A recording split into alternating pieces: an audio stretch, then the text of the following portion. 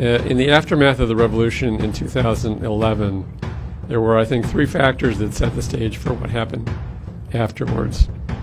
It was the amnesty for all political prisoners in 2011, which freed many dangerous jihadists. What I would call the initial tolerance of the activities of the jihadists by the elected Troika government, which Aaron alluded to. This was in the period of 2012 to 2013.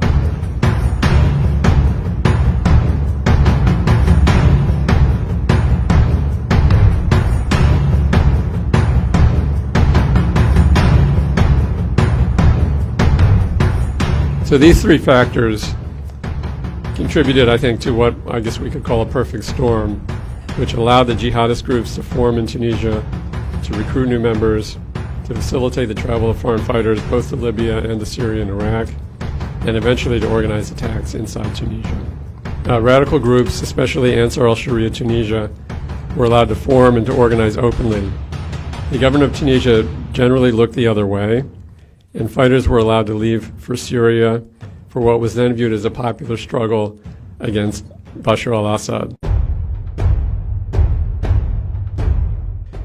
The radical groups, particularly Anصار al-Sharia Tunisia, began to carry out operations within Tunisia itself, beginning with the attack on the U.S. Embassy in September 2012, around the same time as the attack in Benghazi. This was followed by two political assassinations carried out by jihadists in 2013.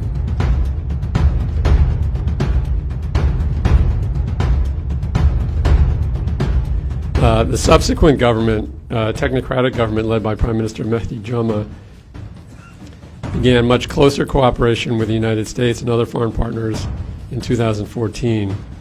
With this came the beginning of an improvement of the capacity of the security forces to deal with terrorism and radicalization. This period in which there was a crackdown within Tunisia ironically led to an increased flow of foreign fighters to Libya and Syria and Iraq.